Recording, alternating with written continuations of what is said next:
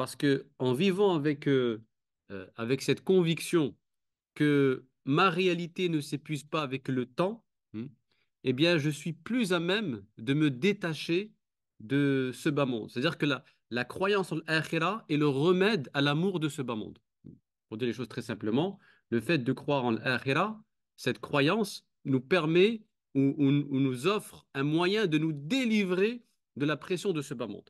Et le prophète sallallahu alayhi wa sallam était très conscient que la mission pour laquelle il a été envoyé, et cette responsabilité qu'il essaie d'inculquer à ses compagnons n'était possible que qu'à travers un détachement spirituel vis-à-vis de ce bas monde. Et ça, c'est une chose, c'est vrai qu'on a tendance à répéter, qu'on a tendance à entendre, mais qu'il est, malgré que c'est une chose que nous savons pertinemment, nous sommes convaincus de cela, mais dans la pratique, alors théoriquement on le sait, mais dans la pratique, la dunya continue d'exercer une influence considérable dans la vie, dans le cheminement du croyant. Même, c'est-à-dire que on arrivait à un stade où nous sommes parvenus à aménager une place assez importante pour la dunya dans notre cheminement spirituel. Et ça, c'est l'ambiance culturelle qui est comme ceci. Elle nous pousse à croire qu'il est possible.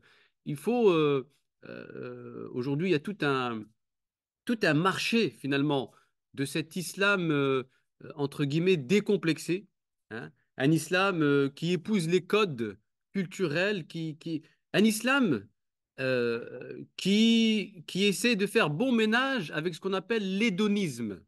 Et c'est quoi l'hédonisme? L'hédonisme, c'est la culture du plaisir, hein.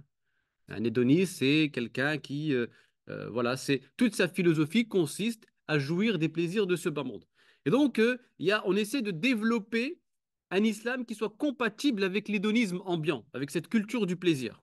Évidemment, dans la religion, le plaisir a sa place, hein, mais il ne constitue en aucun cas une valeur.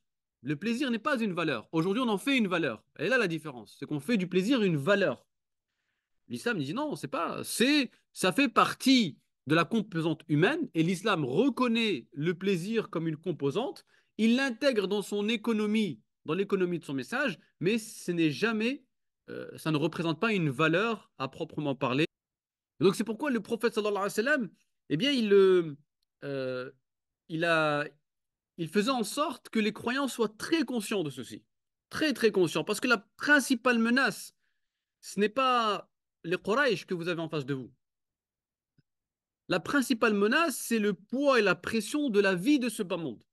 C'est ça qui m'inquiète. Et c'est pourquoi le prophète sallallahu alayhi wa sallam, dans tous ses enseignements, il y a cette volonté, je dirais même cette, entre guillemets, cette obsession de détacher les compagnons de ce bas monde. Parce que si j'ai des gens autour de moi qui ont encore de l'appétit pour ce bas monde, on ne va pas aller bien loin.